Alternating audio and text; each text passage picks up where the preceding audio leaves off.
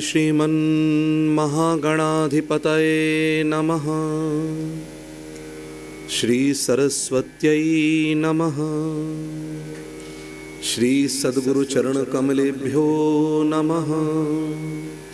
श्री युगल चरण कमलेभ्यो नमः। मातृपितृचरण कमलेभ्यो नमः। सांब सदाशिव चरण कमलेभ्यो नमः। हम हनुमते नमः। वाञ्छाकल्पतरुभ्यश्च कृपा सिन्धुभ्य एव च पतितानां पावनेभ्यो वैष्णवेभ्यो नमो नमः। नारायणं नमस्कृत्य नरं चैव नरोत्तमं देवीं सरस्वतीं व्यासं ततो जयमुदीरयेत्। कान्तिः सितामृषितनिन्दितशारदेन्दुर्यत्रैकतो विलसितामसिताङ्गशोभां वृन्दावनेऽपि कृतयामुनगाङ्गसङ्गं राधामुकुन्दयुगलं तदहं नमामि। दक्षिणे लक्ष्मणो यस्य वामे च जनकात्मजा पुरतो मारुतिर्यस्य तं वन्दे रघुनन्दनम्। श्यामश्वेतारुणाङ्गा जलधरणिधरोत्फुल्लपङ्केरुहस्था मोमासा वितृपेता रथचरणपिनाकोग्रहुङ्कारशस्त्रा देवाद्वित्रष्टनेत्रा जगदवनसमुच्छेदनोत्पत्तिदक्षा प्रीतावः पान्तु नित्यं हरिहरविधयस्तार्क्ष्यगोपत्रहंसा। गुरुर्ब्रह्मा गुरुर्विष्णु गुरुर्देवो महेश्वरः गुरुः साक्षात् परब्रह्म तस्मै श्री गुरवे नमः।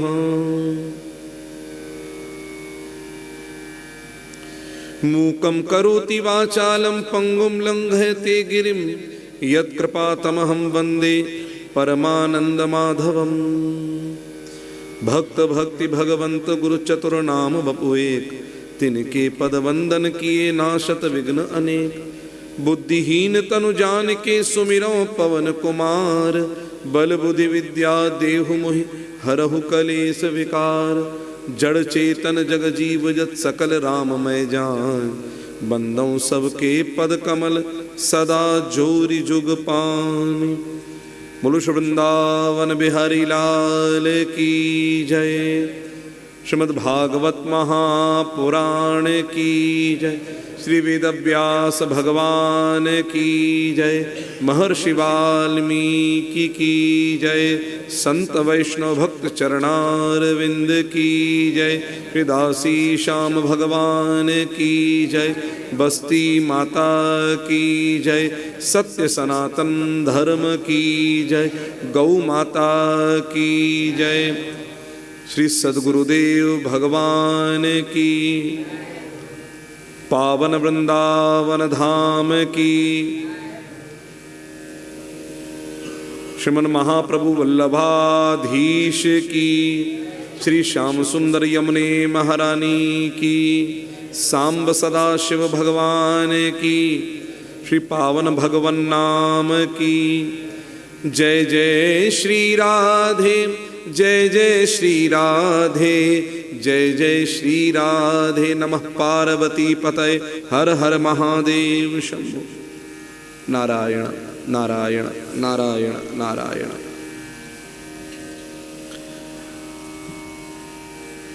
आइए दो पल के लिए भगवान नाम का आश्रय लें। श्री राम जय राम श्री राम जय राम श्री राम जय राम श्री राम श्री राम जय राम श्री राम श्री राम जय राम श्री राम श्री राम जय राम श्री राम श्री राम जय जय राम। श्री राम श्री राम जय जय राम। श्री राम श्री राम जय जय राम। श्री राम श्री राम जय जय राम। श्री राम श्री राम जय जय राम।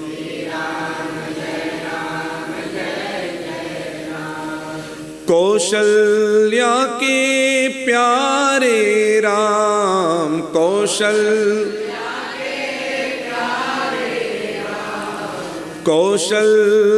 के प्यारे राम।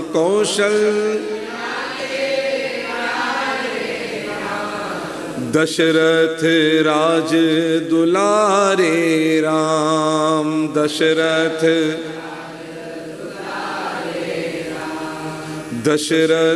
राज दुलारे राम। दशरथ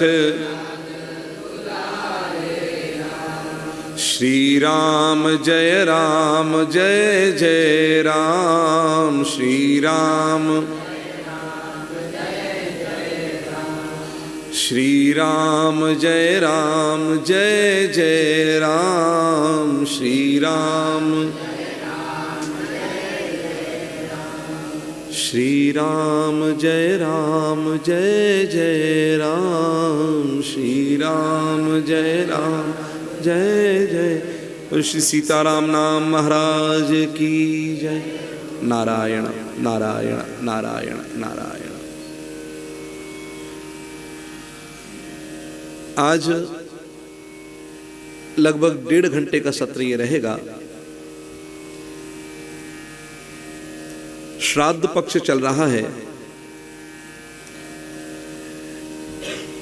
ये सत्र एक संकल्प की सिद्धि का दर्शन कराता है। ये सत्र कई वर्षों पुराना लिया हुआ संकल्प प्रत्येक वर्ष किसी न किसी माध्यम से सत्संग करा रहा है। 1 दिवसीय सत्संग हो, त्रिदिवसीय सत्संग हो, सप्तदिवसीय सत्संग हो। संकल्प की कितनी बड़ी शक्ति है ये विचार करके देखें। यदि संकल्प दृढ़ है और उसके लिए पुरुषार्थ आपका सजग है तो इसमें संदेह नहीं है कि सफलता आपके कदमों को चूमेगी। चाहे आप अध्ययन कर रहे हो, चाहे अध्यापन कर रहे हो, चाहे आप किसी क्षेत्र में काम कर रहे हो, अनुष्ठान करने वाले विप्र और उनके अपने यजमान जब कभी भी कोई कार्य आरंभ होता है तो पहले संकल्प करते हैं, बिना संकल्प के नहीं। संकल्प भी मानसिक अलग संकल्प होता है, वाचिक संकल्प अलग होता है, और मानसिक और वाचिक संकल्प से पूर्व संकल्प का उदय हृदय में होता है, भाव के रूप में, जिसको भाव संकल्प कहते हैं। पहला संकल्प है भाव संकल्प, भाव संकल्प के बाद आरंभ हुआ मानसिक संकल्प, और मानसिक संकल्प के बाद में फिर वाचिक संकल्प, और फिर उसके बाद में संकल्प का क्रियान्वयन शुरू हो जाता है। श्रीमद् भागवत महापुराण में एक संकल्प की सिद्धि कितने जन्मों के बाद में हुई है उसका निरूपण प्राप्त होता है। चक्रवर्ती सम्राट इक्ष्वाकु कुल के भूषण, जिनके नाम पर समुद्र का एक नाम सागर पड़ा, ऐसे महाराज सगर, जब सगर के 60,000 पुत्र जल करके भस्म हो गए एक संत का अपमान करने के कारण। जीवन में सदा एक बात स्मरण रखना, संत क्रोध नहीं करते ना, संत कोप कहां करते हैं, लेकिन फिर भी भस्म हो गए। क्यों? संत की जो तपस्या की ऊर्जा है उसने भस्म किया। ये याद रखना, पापी व्यक्ति को मारा नहीं जाता, पापी व्यक्ति का पाप ही उसको मार देगा। और साधु को कौन बचाए? साधु की साधुता उसको बचा लेगी। एक छोटा सा श्रीमद् भगवद गीता के माध्यम से एक उदाहरण प्रस्तुत करते हैं आपके आगे।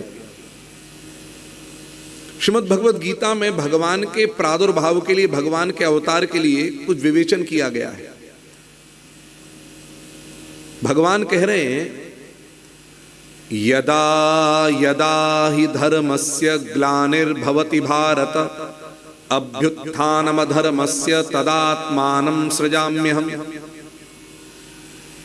यदा यदा ही धर्मस्य ग्लानिर्भवति भारत, हे भरतवंशीय, हे अर्जुन, हे भारत, जब जब धर्म की हानि होती है, जब जब धर्म को प्रताड़ित किया जाता है, जब जब धर्म का ह्रास होता है,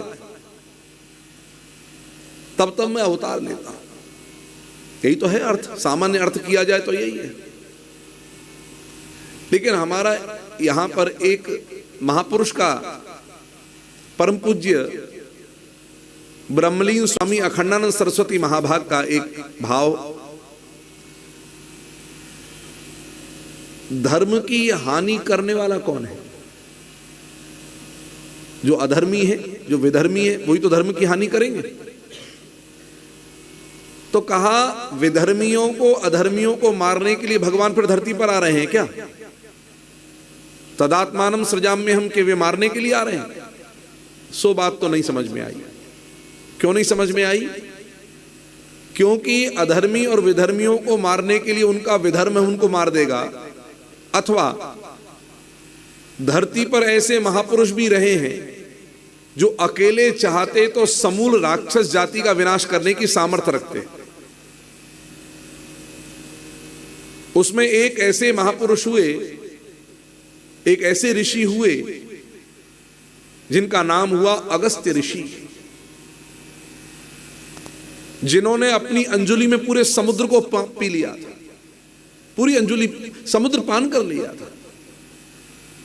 ऐसे अगस्त्य ऋषि जिनके पास भगवान राम पहुंचते हैं और पूछते हैं मैं कहां रहूं, तो राम जी को अगस्त्य ऋषि कहते हैं, राम यहां रहने का तुम्हारा औचित्य है नहीं।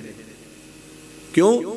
तुमने अभी कुछ समय पहले संकल्प लिया है कि निश्चरहीन करो मही, धरती को राक्षसों से हीन करने का संकल्प लिया है। वो संकल्प तुम्हारा यहां रह करके पूरा ना होगा। बोले क्यों नहीं होगा? बोले यहां कोई राक्षस आता ही नहीं है। क्यों नहीं आता? बोले ये अगस्त का क्षेत्र है, तो यहां किसी राक्षस की, किसी दुष्ट की आने की सामर्थ्य ही नहीं है। तो अब विचार करो, एक ही ऋषि पर्याप्त थे मारने के लिए, तो अन्य इतने सारे महापुरुष ऋषि हैं, फिर भगवान इसके लिए नहीं आ रहे। तो परम पूज्य ब्रह्मलीन स्वामी अखंडानंद जी महाराज का भाव बड़ा सुंदर, उन्होंने कहा तदात्मानं सृजाम्यहम् का अर्थ यहां पर कैसे लगाएं? बोले तद आत्मानं सृजामि अहम न सृजामि। भगवान कह रहे मैं अपनी आत्मा को भेजता हूं, आत्मा के रूप में प्रकट होता हूं। परमात्मा की भी कोई आत्मा है? बोले जितने संत महापुरुष हैं, भक्त भक्ति भगवंत गुरु चतुर नाम बपू एक, जितने संत महापुरुष, गुरु कोटि के, आचार्य कोटि के महापुरुष हैं, ऋषि कोटि के महापुरुष हैं, वे भगवान की आत्मा ही तो है। साधवो हृदयम मय्यम साधुनाम हृदयम तो हम मदन्यत्ते न जानन्ति ना हम तेभ्यो मनागर। साधु भगवान की आत्मा है। भगवान साधुओं के हृदय में रहते हैं और भगवान के हृदय में साधु रहते हैं, भगवान के हृदय में भक्त रहते हैं। भक्त भगवान की भक्ति करते हैं और भगवान अपने भक्त की भक्ति करते हैं। भगवान भक्त भक्तिमान। ये देखो, जब भगवान श्री कृष्ण नेत्र बंद करके ध्यान कर रहे थे, एक दिन प्रातः काल के समय, ब्रह्म मुहूर्त का समय था, तो उस समय पर युधिष्ठिर महाराज ने पूछा, हे कृष्ण, दुनिया आपका ध्यान करती है, आप किनका ध्यान कर रहे हो? तब भगवान श्री कृष्ण कहते हैं, बोले हे दादा, मैं इस समय अपने परम भागवत भक्त पितामह भीष्म का ध्यान कर रहा हूं। दुनिया भगवान का ध्यान करे, भगवान भक्त का ध्यान करते हैं। अहम भक्त, जो भगवान कभी पराधीन नहीं होते, वो भगवान अहम भक्त पराधीन, वो भक्त के पराधीन हो गए। इसलिए भक्त ही भगवान की आत्मा है। तब भगवान का अवतार। तो दूसरा श्लोक, परित्राणाय साधूनाम विनाशाय च दुष्कृताम धर्म संस्थापनार्थाय संभवामि युगे युगे। तो 3 कारण यहां पर दिए। एक तो साधुओं को परित्राण माने उनको कष्टों से बचाने के लिए, परित्राणाय साधूनाम। दूसरा विनाशाय च दुष्कृताम, पापियों के विनाश के लिए। तीसरा धर्म संस्थापनार्थाय। ये 3 ही उद्देश्य। तब कहा इसके लिए भगवान आते हैं तो साधुओं को तो उनकी साधुता बचा लेगी, पापियों को उनका पाप मार डालेगा। आपको पता है हनुमान जी साधु हैं, हनुमान जी साधु हैं। हनुमान जी में जब कभी भी दर्शन होगा तो साधुता का दर्शन होगा। शूरता वीरता के साथ में हनुमान जी की साधुता का दर्शन देखने को मिलेगा। इसलिए रामचरितमानस में यह कहा गया कि महाराज बिनु हरि कृपा मिले ही नहीं संता। हनुमान जी साधु है। रामचरितमानस के सुंदरकांड को पढ़ेंगे तो हनुमान जी सर्वशक्तिमान होते हुए भी लात खाए हैं। पता आपको? नहीं पता? मारही चरण करई बहु हांसी। हनुमान जी ने राक्षसों ने हनुमान जी में लात मारी, मारही चरण, और हंस रहे। कब? जब मेघनाथ के ब्रह्मास्त्र से हनुमान जी बंध गए, ब्रह्मास्त्र का सम्मान रखने के लिए, और बांध करके ले जाया जा रहा है तो हनुमान जी लात भी खा रहे हैं। हनुमान जी में शक्ति की कमी है। हमारे गुरुदेव बताते हैं, दादा गुरु जी, कि हनुमान जी में कितना बल है। कहा 60,000 हाथी जो हैं उनका बल एक दिक्पाल में होता है। 60,000 हाथियों का बल एक दिक्पाल में है जो दिशाओं का स्वामी है, और 60,000 दिक्पाल का बल एक ऐरावत हाथी में होता है जो इंद्र का हाथी, और 60,000 ऐरावत हाथियों का बल इंद्र के दाहिने हाथ में होता है, और 60,000 इंद्र के दाहिने हाथ का बल हनुमंत लाल की कन्नी उंगली के अग्रभाग में होता है। अतुलित बलधामम हेम शैलाभय। और ऐसे हनुमान जी लात खा रहे हैं। ये साधुता का दर्शन है। राम काज के लिए लात भी खानी पड़ेगी तो खा रहे हैं। और अंगद है शूरता का दर्शन, उनमें साधुता का दर्शन जल्दी नहीं होगा। इसलिए अंगद ने लात नहीं खाई, लात बेचारे हनुमान जी ने खाई, पिटे भी, मारा भी। तो हनुमान जी साधु हैं। इसलिए साधुओं के हृदय में भगवान रहते हैं। जासु हृदय आगार बसई राम सर चापधर। तो कहा हनुमान जी महाराज साधु के वेश में हैं और साधु के हृदय में भगवान रहते हैं। तो हनुमान जी से रावण बड़ा डरता था। रावण हनुमान जी से बहुत डरता था, और रावण ने हनुमान जी के लिए ही युद्ध के समय पर अमर सेना भेजी। इस अमर सेना का केवल लक्षण इसलिए बता रहा हूं, ये ऐसी सेना जो मर ना सके।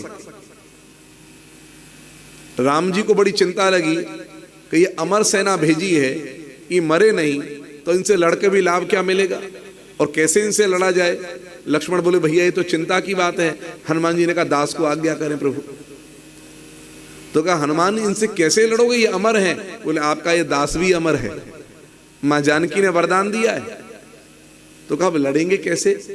तो हनुमान जी का इनसे लड़ने की आवश्यकता नहीं है। बोले क्यों? बोले ये है पापी, ये है पापी, और पापी को मारने के लिए कुछ अस्त्र थोड़ी उठाना पड़ेगा।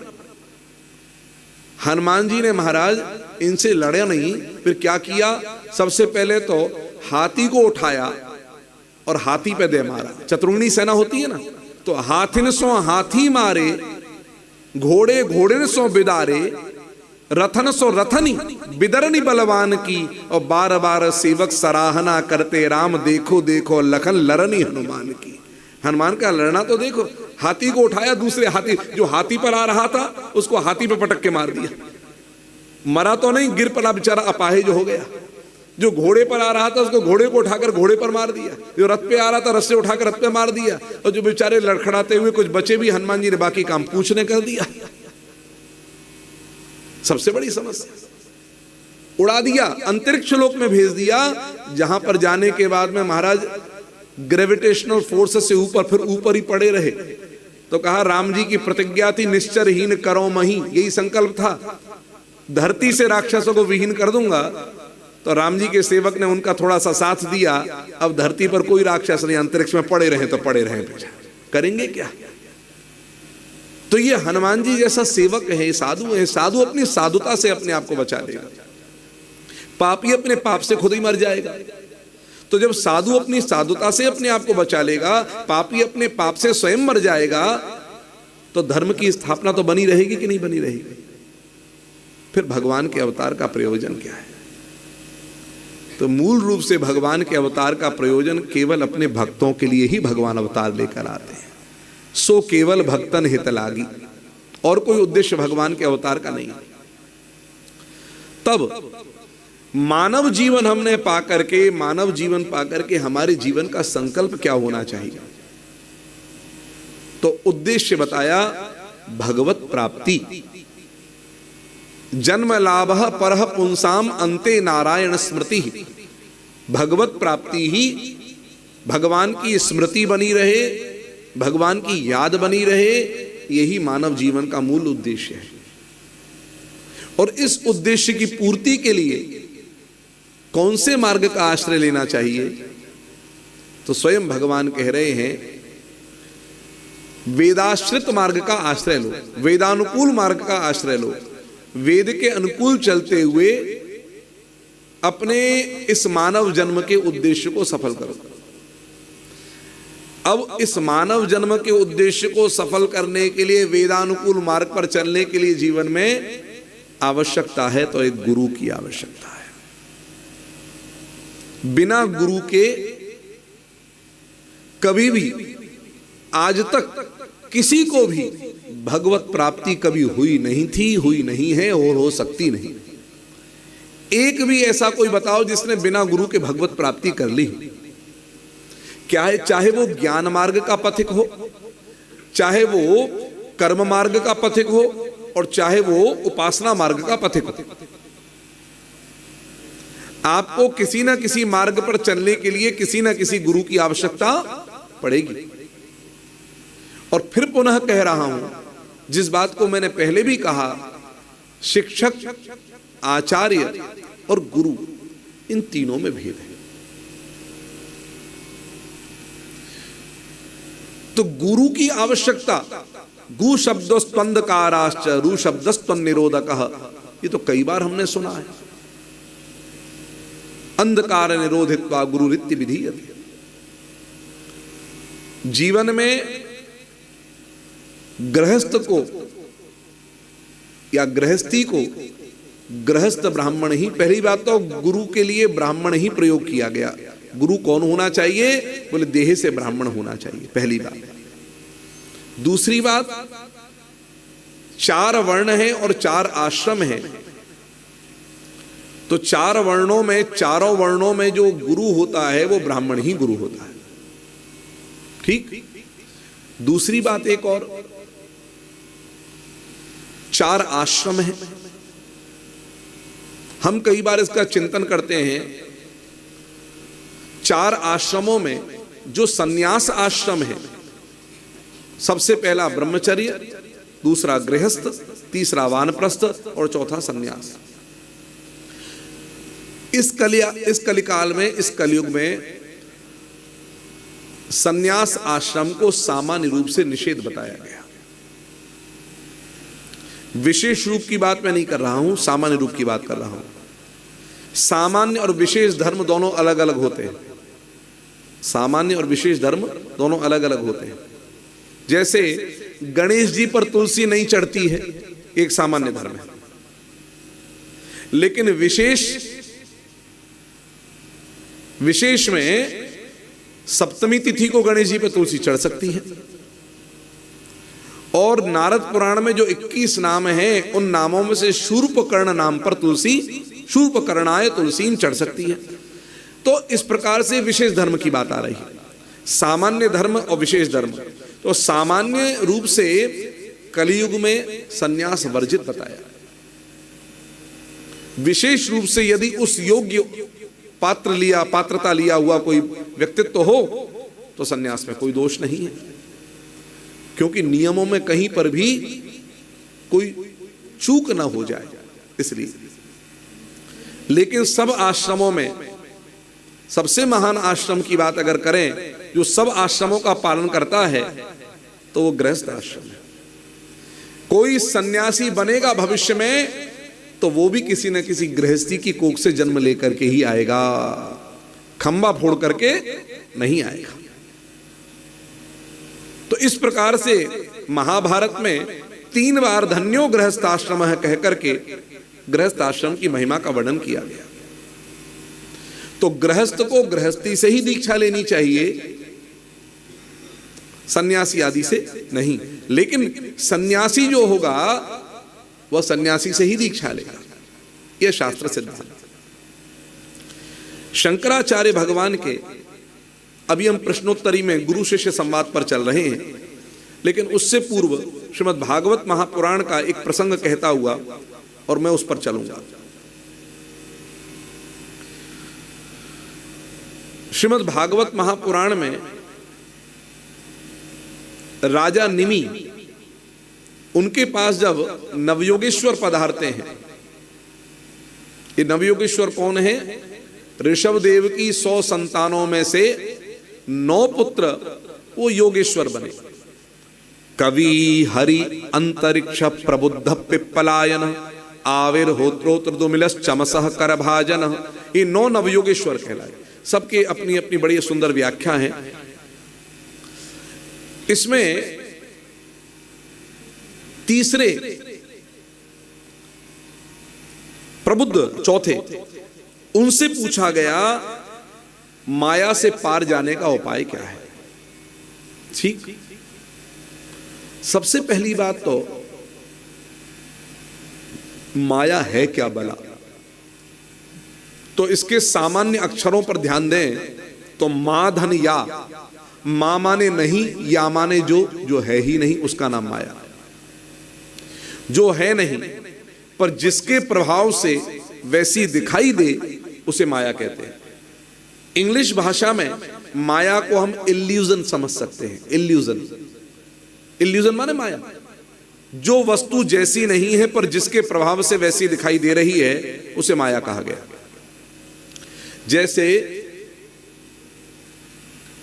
कभी रेलगाड़ी में हम लोग बैठे हों तो अचानक से आवाज लगाते हैं, अरे ट्रेन चल दी, जल्दी सामान रखो, ट्रेन चल दी है, सामान रखो। ऐसा प्रतीत होता है कभी नहीं तो ट्रेन चल दी, लेकिन देखते क्या है, बाद में ध्यान देते हैं कि अपनी ट्रेन नहीं चल रही, बगल वाली ट्रेन चल रही है, और बगल वाली ट्रेन के चलते हुए हमें अपनी ट्रेन चलती दिखाई दे रही है। अथवा कभी सड़क पर जाते हैं गाड़ी में बैठ करके तो दूर दिखाई देता है कि पानी पड़ा हुआ है, लेकिन वहां देखते तो सड़क सूखी है। अब वहां पानी नहीं है लेकिन पानी कहीं तो सत्य है। यही आभास जो है इसी को माया कहा गया। महाराज आपको बताऊं, आगरा में एक बहुत बड़ा जादूगर आया। आप लोगों ने देखा जादूगर? नहीं देखा? एक बहुत बड़ा जादूगर आया, रात के 8 बजे का शो था, हम नाम तो भूल गए इस जादूगर का। और महाराज उसने बड़े बड़े अफसर उस शो में जादूगर की जादूगरी देखने आए, तो सब लोग पहुंच गए 8 बजे 7:50 पे। अब जादूगर महाराज आया ही नहीं। आधा घंटा निकला, 1 घंटा निकला, बड़ी परेशानी हुई और ऑफिसर नाराज होने लगे, IPS IAS ऑफिसर थे। जादूगर आया, जादूगर ने कहा सरकार हम हाजिर हैं आपके आगे जादूगरी दिखाने के लिए। तो लोगों ने कहा हमारा समय आने का 8 बजे का समय दे रखा था, 9 बजे आ रहे हो। बोले जनाब आपको देखने में भ्रम हो रहा है, अपनी अपनी घड़ी चेक करिए 8 बज रहा है। और महाराज सबने घड़ी चेक करी, सबको 8 दिखाई दे रहा है। ओ हमें भ्रम हो गया, 8 बज रहा है। ये क्या है? ये माया है। बज रहा था 9 ही, सबको नजर बंद कर दिया और सबको 8 दिखाई दे रहा है। अच्छा एक बात बताओ, इस माया से बचने का कोई उपाय? तो कहा हां, आप और हम संसार में जितने भी कर्म करते हैं, कर्मों से सुख चाहते हैं कि दुख चाहते हैं? हर कोई अपने कर्म से सुख चाहता है, लेकिन बदले में क्या मिल जाता है? दुख मिल जाता है। कर्मों का फल विपरीत देखने को मिल रहा है। क्यों? हमारे कर्मों में ही खोट हो जाती है। अच्छा कर्मों का फल चाहे सुख मिले या कर्मों का फल दुख मिले, लेकिन क्या वो सुख या दुख परमानेंट है? कोई एक ऐसा बता दे कि हाँ जीवन भर हमेशा सुखी सुख रहेगा या जीवन में हमेशा दुखी दुख रहेगा? वो संभव नहीं। और कर्मों में पुण्य का फल स्वर्ग और पाप का फल नरक, यही तो है। लेकिन बड़ी आश्चर्य की बात है, वो स्वर्ग भी नाशवान है और स्वर्ग के सुख भी नाशवान है, नरक भी नाशवान है और नरक के दुख भी नाशवान है। वो सदा रहने वाले। हमारे गुरुदेव तो कहते हैं ये नरक क्या है जानते हो? बोले क्या? बोले ये ड्राई क्लीन है। ड्राई क्लीन करने वाला रहता है ना, कपड़ा साफ करता है, तो ऐसे ही जीवात्मा का शुद्धिकरण वहां पर होता है। वो अपने कर्मों का फल भोग करके शुद्ध होकर के फिर आता है। पुण्य होगा तो भी आएगा, पाप होगा तो भी आएगा, दोनों के फल भोग करके उसे आना ही है। क्षीर्णे पुण्य मर्त्य लोकम विषम, ये निश्चित मानो।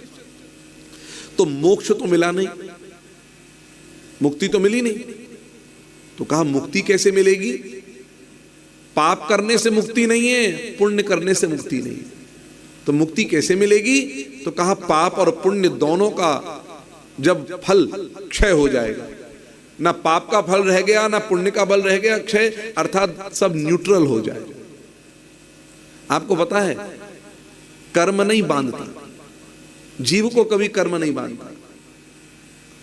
तो क्या कर्म का फल बांधता है? बोले कर्म का फल भी नहीं बांधता। ना कर्म बांध रहा है ना कर्म का फल बांध रहा है। बोले बांध कौन रहा है? बोले फल में जो आसक्ति है ना वो बांध रही है। तो कहा भैया अब इन सब से मुक्त होने का उपाय क्या? फलासक्ति से मुक्त होने का उपाय क्या? तो कहा तस्माद् गुरुम प्रपद्येत जिज्ञासु श्रेय उत्तमम् शाब्दे परे च निष्णातम् ब्रह्मण्युपशमाश्रयम्। हमें गुरु की शरण ग्रहण करनी चाहिए। इस माया से पार जाना है तो गुरु की शरण करनी चाहिए, शरण ग्रहण करनी चाहिए। जादूगर की जादूगरी में सबके सब फंस गए, लेकिन एक है शख्स जो जादूगरी की जादूगरी में नहीं फंसा। जानते हो कौन? जादूगर का अपना असिस्टेंट जमूरा। वो नहीं फंसा। वो जानता है कि अभी 9 ही बज रहा है। तो क्यों नहीं फंसा? क्योंकि ये जादूगर की शरणागत है। तस्माद् गुरुम प्रपद्येत, हमें जीवन में गुरु की शरण ग्रहण करनी चाहिए। शरणागति किसे कहते हैं? जीवन का आरंभ भी शरणागति से होगा। 2 तरह की शरणागति है, एक कच्ची शरणागति, एक पक्की शरणागति। कच्ची और पक्की शरणागति क्या है? श्रीमद् भगवत गीता में अर्जुन जब कंफ्यूज हुआ, अर्जुन को संशय हुआ, अर्जुन को लगा मैं समझ नहीं पा रहा हूं कि मैं क्या करूं, क्योंकि कृष्ण बोल नहीं रहे। अर्जुन ने अपनी भड़ास निकालनी थी, वो निकाल दी कृष्ण के आगे कि ये सब गलत है, ये सही नहीं है, इनको मारना ठीक नहीं है, ये सारी बातें अर्जुन ने कर दी। भगवान कुछ बोले नहीं, अर्जुन की बात पर भगवान का प्रत्युत्तर कुछ ना हुआ। तब अर्जुन भगवान से पूछता है, और ये जो श्लोक मैं कहने जा रहा हूं, ये वो श्लोक है जिसको हमारे दादा गुरुदेव कहते हैं कि मन में कभी भी आपके ऊहापोह हो, ऊहापोह माने जानते हो, असमंजस की स्थिति हो, क्या करें और क्या ना करें, आवाज आ रही है भीतर से ये करो, फिर आ रही है ये करो, ऐसी ऊहापोह की स्थिति में आप अर्जुन के द्वारा कहे गए इस श्लोक को क्लीम लगा करके और आप पाठ करें रात्रि में सोने से पहले, लेकिन घुटने वुटने सब धोकर पवित्र अवस्था में, और आप इसका एक माला रात्रि में सोते समय जप लें। 7 दिन में प्रत्यक्ष रूप से या अप्रत्यक्ष रूप से आपके असमंजस का निवारण होकर के आपको स्पष्ट उत्तर मिल जाएगा। और ये श्लोक कौन सा?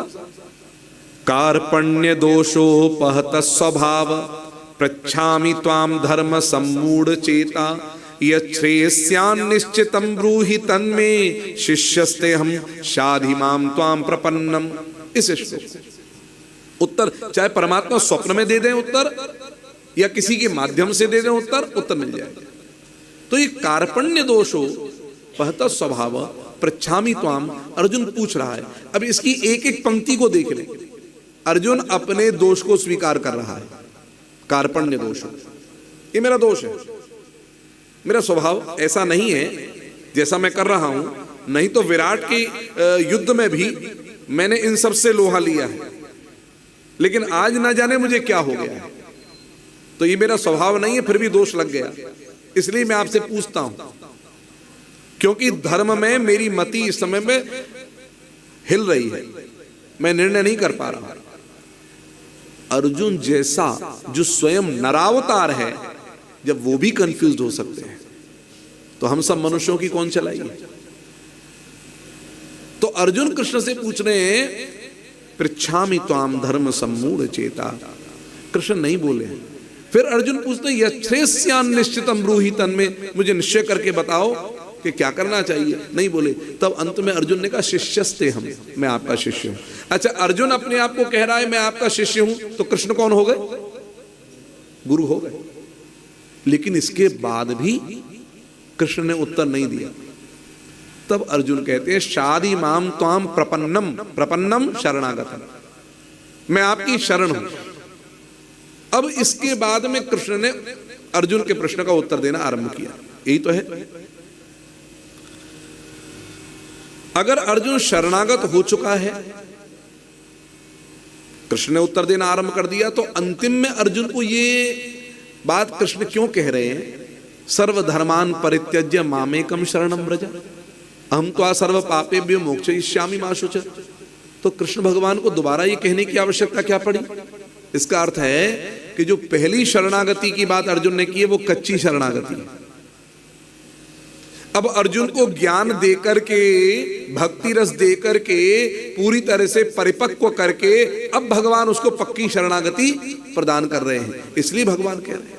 तो कच्ची और पक्की शरणागति की बात। कच्ची शरणागति तो ऐसी है, आज बहुत सारे लोग गुरु धारण कर लेते हैं। कुछ लोग टीआरपी देख करके गुरु धारण करते हैं, कुछ लोग पॉपुलैरिटी देख करके गुरु धारण करते हैं, कुछ लोग वैभव देख करके गुरु धारण करते हैं, कुछ लोग उनके फ्लावर्स देख करके गुरु धारण करते हैं। फ्लावर्स माने फॉलोअर्स, उसको देखकर गुरु धारण करते हैं कि इनके पास भीड़ कितनी है। लेकिन कोई नहीं देखता कि जीवन में सिद्धांत किसके ज्यादा हैं, कौन सिद्धांत निष्ठ है। और बस गुरु, जिनका चेहरा चमकता रहे, बोले उन्हीं की शरण पहुंच जाओ, और फिर उनकी फोटो ऊपर लगा और खुद नीचे हो जाओ, तो आपकी प्रसिद्धि बढ़ जाएगी। लोग प्रसिद्धि देख करके गुरु धारण करते हैं, ये बड़ी भारी विडंबना है। ऐसे लोग गुरु को तो मानते हैं, लेकिन गुरु की एक नहीं मानते। तो जीवन में गुरु को मानना अलग बात है और गुरु की मानना अलग बात है। हम रामायण को, हम भागवत को पढ़ते हैं, भागवत हमने पढ़ी, रामायण हमने पढ़ी, हम रामायण को मानते हैं, गीता को बहुत मानते हैं, लेकिन गीता में कही हुई बातों को कितने मानते हैं? रामायण में कई बातों को कितना मानते हैं? भागवत में कई बातों को कितना मानते हैं? तो केवल ग्रंथ को मानने से कल्याण हो जाएगा ऐसी बात नहीं है। ग्रंथ को मानने से कल्याण नहीं होगा, गुरु को मानने से केवल कल्याण नहीं होगा, बल्कि गुरु और ग्रंथ की मानने से गोविंद की कृपा जीवन में बरसेगी, उसके बिना नहीं बरसेगी। तो आप गुरु को मानिए, गुरु की ग्रंथ सम्मत बातों को स्वीकारिए पहले, और ये तभी होगा जब गुरु की शरणागत होगा। सच्ची शरणागति ग्रहण तब होगी जब जीवन में हम गुरु के साथ साथ गुरु की भी बात मानने लग जाए।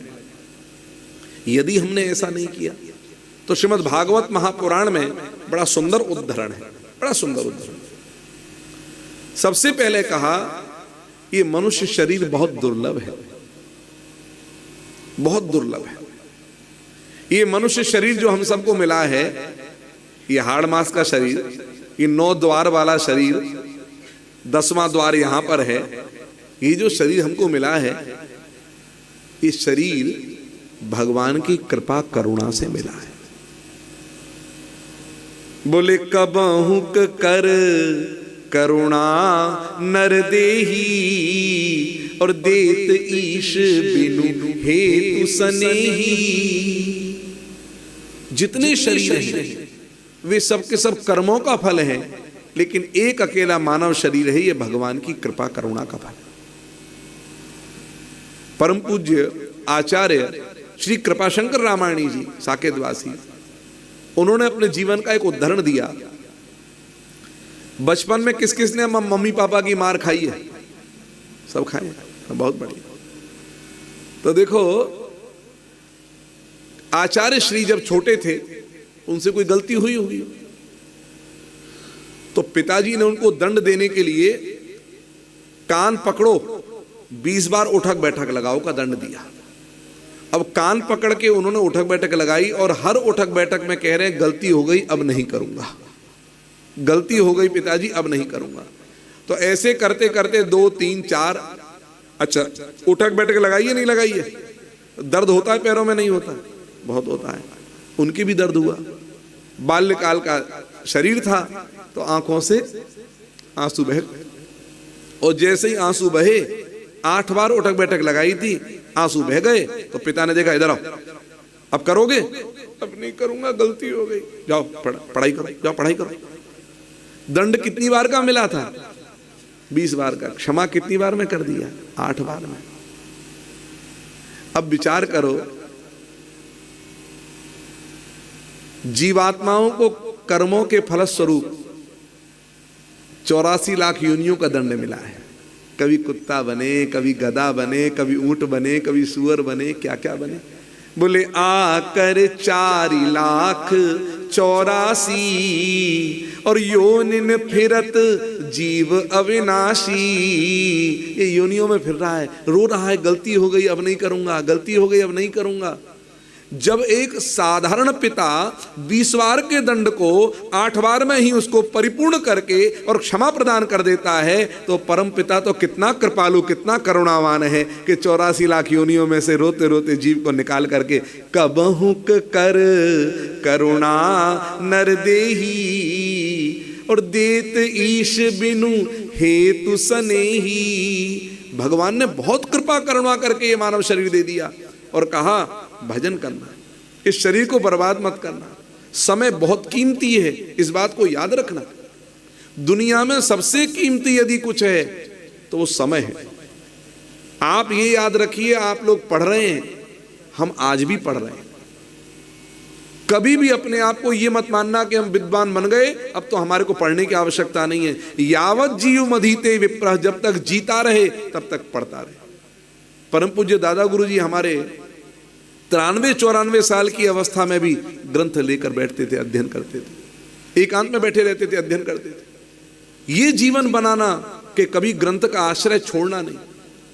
आचार्य परम पूज्य श्री कृपाशंकर रामायणी जी को, हमारे दादा गुरु जी को भागवत पूरी कंठ थी, धारा प्रभा कंठ थी, लेकिन ग्रंथ को सामने रखते थे। तो उनसे किसी ने पूछा कि आपको पूरी भागवत कंठ है तो ग्रंथ को सामने रखने की आवश्यकता का? तो कहे शास्त्रों की विधि का पालन करना चाहिए जी को। शास्त्रों की विधि क्या है? 1000 श्लोक से ज्यादा यदि किसी ग्रंथ में हो तो उसको बिना पुस्तक के वाचन नहीं करना चाहिए। सहस्रात अधिकम यदि वाचनम पुस्तकम बिना, बिना पुस्तक के वाचन नहीं करना चाहिए। ये कहां लिखा है? दुर्गा सप्तशती में ही आप नीचे उद्धरण देखेंगे, उसमें आपको श्लोक अनुष्टुप छंद का मिल जाएगा, आपको बताना। तो ग्रंथ भी स्वयं भगवत रूप है। तो कहा मानव शरीर जो है ये कृपा करुणा से भगवान की मिल गया। ये क्या है जानते हो? ये नौका है। सागर को पार करने के लिए नाव चाहिए कि नहीं चाहिए? तो ये नौका मिल गई और बड़ी सुंदर नौका है। दर्पण में अपना मुख देखते हैं, अच्छा लगता है नहीं लगता है? सुंदर है, ये नौका बहुत सुंदर है। बोले निर्देह माध्यम सुलभम सुदुर्लभम प्लवम सुकल्पम गुरु कर्णधारम मयानुकूलेन नभस्वतेरितम पुमान भवाब्दिम न तरेत स आत्मा। निर्देह माध्यम सुलभम सुदुर्लभम, ये मानव शरीर बहुत ही सुलभ है। कैसे? भगवान की कृपा करुणा से। तो कहा कर्मों से सुदुर्लभम, ये दुर्लभ है, बहुत दुर्लभ है। और ये नौका रूप में हमें भवसागर पार करने के लिए मिल गया।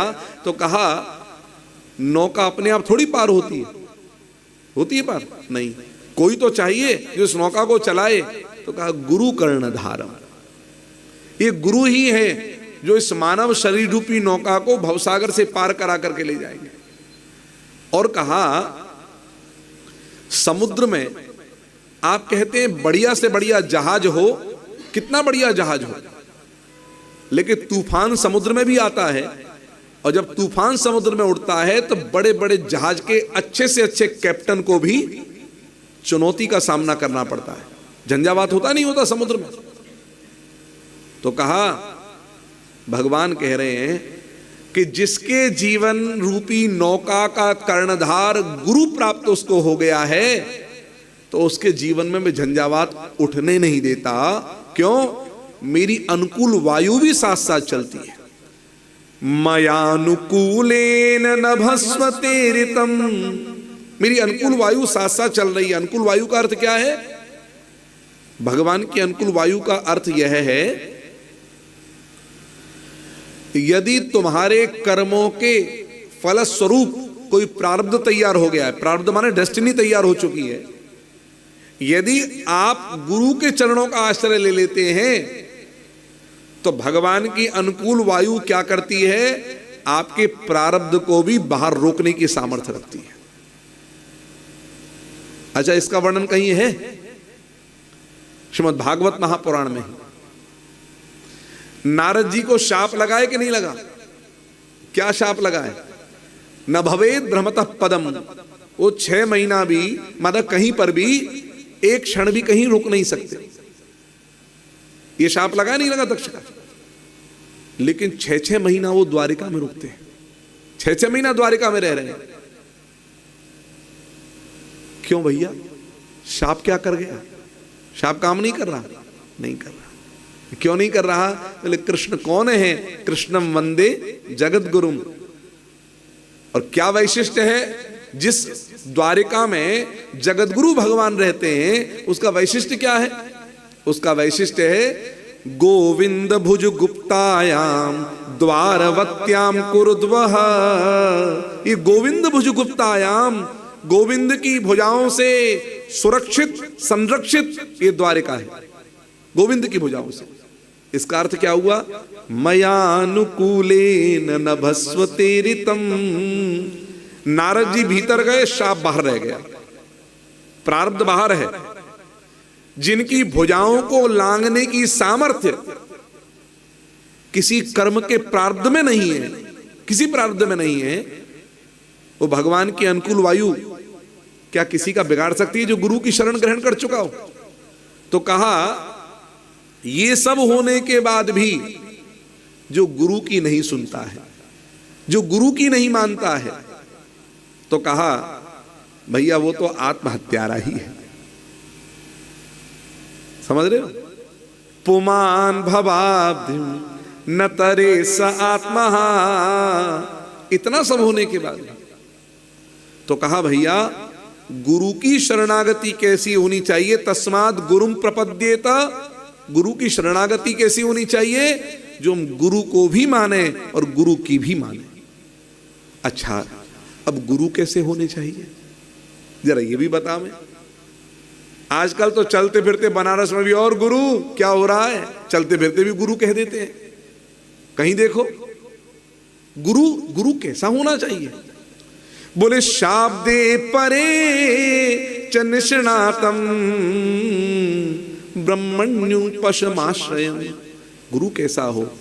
जो शास्त्रों के शब्द अर्थ को भी समझ रहा हो और उससे परे की बात जो है, यानी कि शास्त्रों में तो निष्णात हो ही हो, उसके अलावा वो अनुभव में भी हो, अनुभव गम में भी हो। यानी कि थ्योरी और प्रैक्टिकल। केवल हमने रट लिया रट लिया रट लिया उससे कल्याण नहीं होगा। आपने रट करके उसको जीवन में उतारा कितना? रटंत विद्या फलंत नाही। समझ रहे हो? जो केवल रट करके काम करने की बात कर रहे हैं, काम नहीं बनेगा। एक व्यक्ति व्याकरण का सूत्र याद कर रहा था, डुकरी करने डुकरी करने डुकरी करने डुकरी करने व्याकरण का सूत्र याद कर रहा था। आद्य शंकराचार्य निकल करके वहां से जा रहे थे, तो आद्य शंकराचार्य ने कहा क्या कर रहा है? बोले व्याकरण का सूत्र याद कर रहा हूं। शंकराचार्य क्या कह रहे हैं? बोले प्राप्ते सन्निहिते मरणे नहीं नहीं रक्षति डुकरी करने। अरे भज गोविंदम गोविंदम भज मूढ़ मते। यहां व्याकरण के सूत्र का अपमान थोड़ी है। यहां पर केवल इस सिद्धांत का प्रतिपादन किया कि केवल रट रट के तुमने तैयार कर लिया, हम रट गए, बहुत बड़ा, हमको कंठ हो गया, सब कुछ कंठ हो गया। आपने जीवन में क्या उतारा? अगर सब रट लिया और जीवन में कुछ नहीं उतारा तो काम गड़बड़ा जाएगा मामला। रटने से केवल काम नहीं बनेगा, आप जीवन में उतारिए, उसको समझिए। हमने एक विद्या मंदिर में बोध कथा होती थी, अब तो आजकल नहीं होती, जब हम पढ़ते थे, और कहीं होती भी होगी। तो एक कोई भी बच्चा, कोई भी छात्र एक बोध कथा सुनाता था कि कोई कथा ऐसी हो जिससे कुछ सीख मिल जाए। तो हमने एक कथा सुनी। एक बार दौड़ करके उड़ करके कौवा आया, पेड़ पर बैठा। उसने सूचना दी कि भैया बहुत दिनों से पक्षियों की संख्या कम हो रही है, तो हम पता लगाने के लिए गए कि समस्या क्या है, पक्षी दिन ब दिन कम क्यों हो रहे हैं। तो कहा क्या हो रहा है? बोले एक बहेलिया आता है, वो जाल बिछाता है, दाना डालता है, और पक्षी दाना खाने के लिए जाते हैं, फंस जाते हैं। ओ, जब भी तो कम हो रहे हैं। तो कौवा से सब पक्षियों ने कहा कि क्या करना चाहिए? बोले हम जो कह रहे हैं उसको अच्छी तरह ध्यान से समझ लो।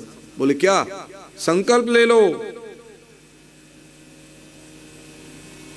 बहेलिया आएगा, जाल बिछाएगा, दाना डालेगा, हम नहीं फंसेंगे, नहीं फंसेंगे, नहीं फंसेंगे। समझ गए सब लोग? बोले समझ गए। क्या समझे? बोले बहेलिया आएगा, जाल बिछाएगा, दाना डालेगा, हम नहीं फंसेंगे, नहीं फंसेंगे, नहीं फंसेंगे। रटने में सबसे ज्यादा कौन माहिर है? तोता। रट लिए, बहुत बढ़िया।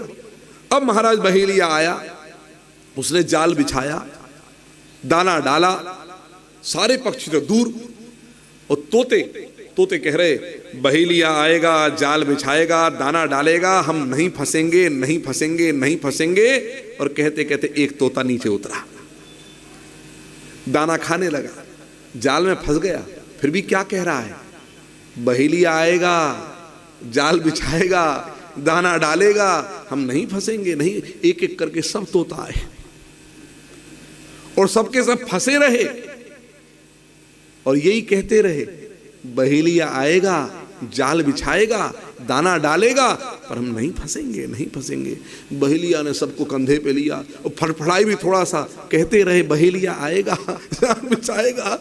महाराज ये रटने वाली जो विद्या है, ये जीवन में उतारा तुमने कितना महत्वपूर्ण। इसलिए हम सब बच्चों से इस बात को कहते हैं, विद्यालय में, गुरुकुल में आप केवल रटने का नहीं, उसको समझने का भी काम करो।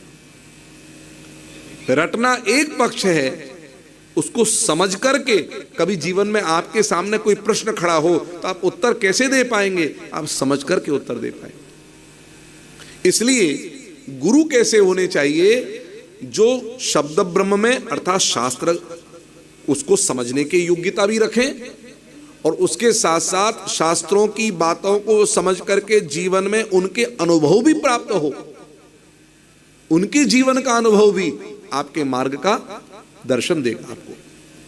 तो तस्मात् गुरुम प्रपद्येत, तो कैसे, शाब्दे परे च निष्णात्, दोनों की। अब कहा हमको क्या करना चाहिए गुरु जी के पास जाकर के, तो कहा सुनो, सबसे पहली बात तो गुरुदेव को अपना सर्वस्व मानो, अपनी आत्मा मानो, अपना आराध्य मानो। जब तक आप उनको देखो, कुछ भी पाने के लिए आदौ श्रद्धा, अपने गुरु के प्रति यदि श्रद्धा नहीं होगी, इसका अर्थ है पात्रता नहीं होगी, और पात्रता नहीं होगी तो गुरु कृपा का प्रसाद प्राप्त आप कभी कर ही नहीं सकते। पात्रता तो चाहिए। क्या कांसे के पात्र में खटाई की कोई वस्तु डाली जा सकती है? नहीं डाली जा सकती। इसी प्रकार से यदि पात्रता आप में नहीं है, देखो गुरु एक तो निष्पक्ष होता है। गुरु का सबसे बड़ा वैशिष्ट्य क्या है, मेरा पुत्र है तो मैं इसको विशेष दूंगा, मेरा पुत्र नहीं है तो उसको सामान्य दूंगा, ऐसा गुरु का भाव नहीं होता। गुरु का भाव क्या है, कौन पात्र है। और यही कारण है कि गुरु द्रोणाचार्य उनके अपने पुत्र के अंदर उनको वैसी पात्रता दिखाई ना दी और अर्जुन के अंदर वो पात्रता दिखाई दी, तो वो दिव्य ज्ञान वो अपने पुत्र को ना दे करके उन्होंने अर्जुन को देना स्वीकार किया। यही सच्चे गुरु की पहचान। तो पहले गुरु के प्रति श्रद्धावान होना। दूसरी बात कही यहां पर, अब धीरे धीरे गुरु से आत्म जिज्ञासु भाव के प्रश्न करना। अब आत्म जिज्ञासु भाव के प्रश्नों की चर्चा हम एक बार आद्य शंकराचार्य के माध्यम से करते हैं। आद्य शंकराचार्य के माध्यम से यहां पर गुरु शिष्य संवाद की बात है। तो मणिरत्नमाला शंकराचार्य कृत एक पुस्तक है, इसमें शिष्य प्रश्न करता है और गुरु उत्तर देते हैं। अब अपने जीवन के कल्याण के लिए हमारे गुरु के चरणों में किस प्रकार के प्रश्न निवेदित करने चाहिए। जब आपके अंदर श्रद्धा होगी तो अपने अज्ञान को और गुरु के ज्ञान को आप देखेंगे। यदि आपके अंदर श्रद्धा नहीं है और विश्वास नहीं है तो आपको अपना ज्ञान ज्यादा और गुरु का ज्ञान कम दिखाई देगा। फिर आप जब प्रश्न करेंगे तो उसमें कुछ प्राप्त करने की भावना ना होगी, बल्कि गुरु को अपने से नीचा दिखाने की भावना हो जाएगी।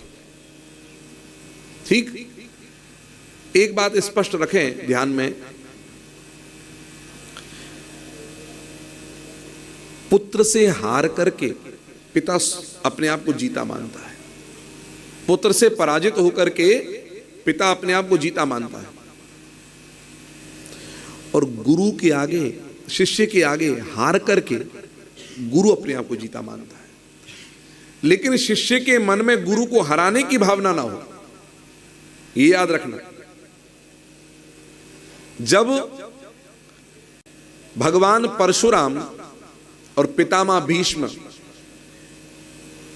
किसी एक विशिष्ट बात को लेकर के आमने सामने हुए, अभी उसकी चर्चा मैं नहीं करना चाहूंगा, जो विवाह को लेकर के सारी चर्चा, अभी उस प्रसंग में नहीं जाऊंगा, लेकिन गुरु और शिष्य आमने सामने हैं। पितामह भीष्म ने जिनसे धनुर्विद्या का सब ज्ञान सीखा है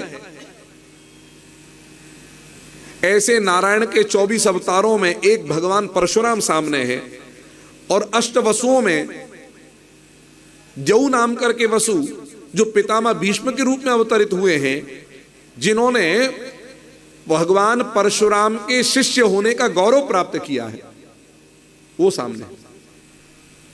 संकल्प मजबूत है, याद रखना। वहां पर गुरु की बात को न मान करके अपने संकल्प को ऊपर रखा, इसका अर्थ यह है कि संकल्प का स्थान सबसे ऊंचा होता है।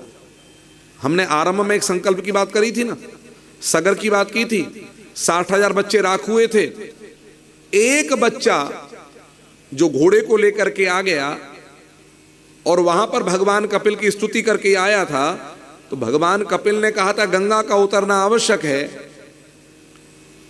उस अंशुमान ने बहुत हजारों वर्षों तक तपस्या करी, कई हजार वर्ष तक। किसके बल पर करी? संकल्प के बल पर। गंगा आई? नहीं आई। अंशुमान के प्राण निकलने लगे तो अपने संकल्प को उन्होंने आगे दे दिया अपने पुत्र को, दिलीप को। गंगा नहीं आई। संकल्प की शक्ति बता रहा हूं। फिर उनके प्राण जब पुत्र के निकलने लगे तो उन्होंने आगे संकल्प दे दिया भगीरथ को। अब आप विचार करके देखो, 3 पीढ़ियों तक ये संकल्प दौड़ा है। गंगा आई कि नहीं आई? अंत में आई। इसलिए सत्संकल्प लेकर के चलने वाले के जीवन में भले ही कितनी भी कठिनाइयों का सामना क्यों ना करना पड़े, लेकिन यदि वो संकल्प लेकर के अपने पुरुषार्थ से ही नहीं होता है तो आज नहीं तो कल सफलता उसके कदमों को चूमने जरूर आ जाएगी। जब गंगा उतरकर धरती पर आ गई, और श्रेयांसी बहुविघ्नानि भवन्त्येव पुनः पुनः, अच्छे काम में विघ्न आते ही आते हैं, इसमें संदेह नहीं। लेकिन आप अपने संकल्प को, हम कभी गुनगुनाते थे, धीर तुम बढ़े चलो, वीर तुम बढ़े चलो, सामने पहाड़ हो, सिंह की दहाड़ हो, मत किसी से तुम डरो, वीर तुम बढ़े चलो। सत्संकल्प की पूर्ति के लिए झुकना पड़े, टूटना पड़े, तोड़ना पड़े, सब कर डालो। सत्संकल्प की पूर्ति के लिए कभी हार मत मानो। बस व्यक्ति टूट करके भी जुड़ जाता है अगर संकल्प मजबूत है तो। और संकल्प मजबूत के लिए पहले पवित्रता आवश्यक है।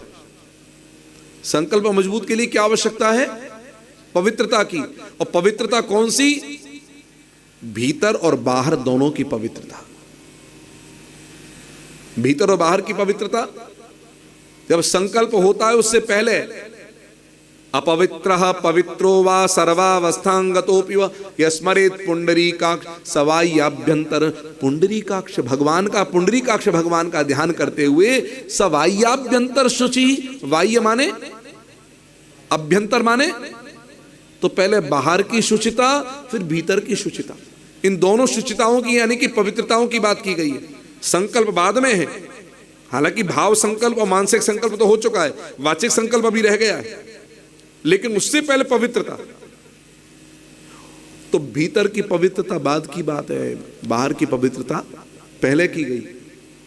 आजकल लोग, नई पीढ़ी जब कहती है मन चंगा तो कठौते में गंगा, तो कई कई दिन नहीं नहाती है, अपवित्र रहती है, या शौच भी जाती है तो भी अपवित्र रहती है। बोले भीतर भगवान है, भीतर पवित्र भाव है, बाहर पवित्रता से क्या आवश्यकता है?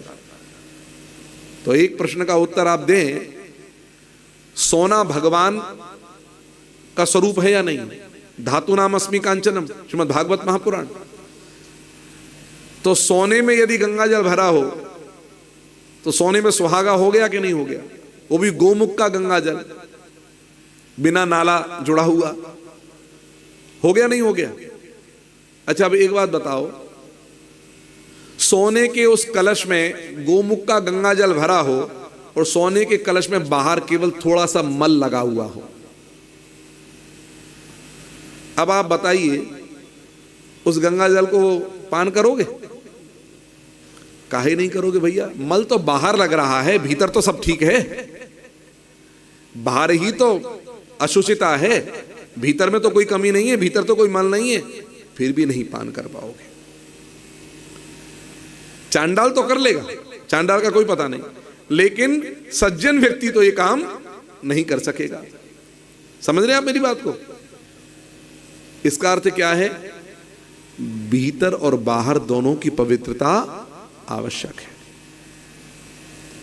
तो कहा यहां पर शरीर और संतान में अनासक्ति सीखें। सबसे पहले किसमें अनासक्ति सीखनी है? शरीर में। सबसे कठिन काम है इसमें अनासक्त हो जाना, और फिर शरीर से जुड़े हुए सब लोगों में अनासक्त हो जाना नितांत कठिन है। इसका अभ्यास करें, अभ्यास करें, धीरे धीरे करते करते। ये एक बार में नहीं होगा। अभ्यासेनु तु कौन्तेय, बिना अभ्यास के कभी भी कोई चीज नहीं मिलेगी। तो महाराज इसको धीरे धीरे सीखना पड़ेगा। और जब कभी भी कोई गुरु ज्ञान देता है तो वो अपने अपने वस्तु स्थिति में बैठा हुआ ही उपदेश करता है। अब आप यहां पर ध्यान दें, मणिरत्न माला में शिष्य प्रश्न कर रहा है, और प्रश्न ऐसे ही करने चाहिए। सबसे पहला मणिरत्न माला का श्लोक, बोले अपार संसार समुद्र मध्य निमज्जतो में शरणम किमस्ति गुरो कृपालो कृपया वदयित। ये प्रश्न किया। अब देखो, अपार संसार समुद्र मध्य, हे गुरुदेव ये समुद्र तो अपार है। अपार का अर्थ क्या है? जिसको पार न किया जा सके। और हम कहां पर हैं? इस समुद्र के बीच में। समुद्र के बीच में कभी गए हो? बिल्कुल। अच्छा एक बात देखें, समुद्र के किनारे तो गए हो, हम समुद्र के बीचों बीच भी गए, और इतने बीच गए हैं कि हमको कोई किनारा ही दिखाई नहीं दिया।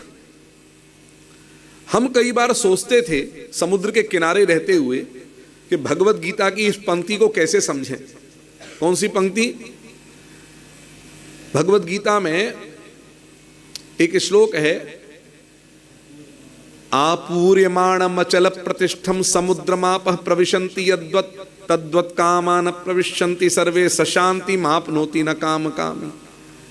समुद्र में कोई हलचल नहीं, समुद्र एकदम शांत है। और हम देखते किनारे पर खड़े हुए हमको हलचल ही हलचल दिखाई देती है। बड़ी बड़ी लहरें उठती हुई दिखाई दे रही हैं, और इतनी भयंकर लहरें कि कभी कभी तो महाराज आवे तो फेंक दे दूर उठा करके, और कभी कभी खींचे तो ऐसी खींचे कि महाराज ले जाए। इसमें तो बड़ी हलचल है। और गीता में कहा है महाराज सशांति। हमने कहा इसकी शांति देखनी है, कभी अवसर मिले। कहा कि गहराई में जाओगे तो शांति दिखाई देगी। ऊपर तो ऊहापोह है, ऊपर तो कुछ और दिखाई देगा, लेकिन गहराई में जाओगे तो शांति दिखाई देगी। अच्छा, हम मध्य में भी गए और हम गहराई में भी गए। हम समुद्र के मध्य में भी गए और समुद्र के अंदर गहराई में भी गए। तो समुद्र में तो अंदर अंदर कुछ बबल्स से दिखाई भी दिए, लेकिन जब हम समुद्र के बीचों बीच गए, कोई किनारा दिखाई ना दिया। हमने क्या देखा? समुद्र एकदम शांत है, कोई लहर नहीं है, समुद्र के बीचों बीच, और एकदम दूर दूर तक केवल जल ही जल। अपार संसार समुद्र मध्य, और हम सब जीव इस संसार समुद्र में हैं। अच्छा, संसार को नाला नहीं कहा, तालाब नहीं कहा, संसार को सागर कहा। भव सिंधु, भव सागर, संसार सिंधु। सागर क्यों कहा जानते हो? इस पर थोड़ा चिंतन किया, विद्वानों की वाणी का श्रवण किया, तो समुद्र को इसलिए महाराज संसार को समुद्र कहा गया कि समुद्र दिखने में किसको अच्छा नहीं लगता? बताओ, सबको अच्छा लगता नहीं लगता? समुद्र देखने में बहुत अच्छा है, लेकिन इतना खारा है कि उसमें तनिक भी मिठास नहीं है। इसका अर्थ क्या है? ये संसार दिखने में बड़ा अच्छा लगता है, ये हरी वादियां, ये बड़े बड़े पहाड़, ये सुंदर, सब कुछ अच्छा लगता है देखने में, लेकिन इस संसार से आप सुख की उम्मीद करो। दुख का खारापन ही संसार में है। ये संसार क्या है? दुख रूपी विमोहक। इस संसार से कभी भी आप सुख चाहोगे नहीं मिले। एक रामायणी हुए श्री राजेश्वरानंद रामायणी जी, उन्होंने बड़ा बढ़िया पद लिखा। ये जगत बड़ा दुखदाई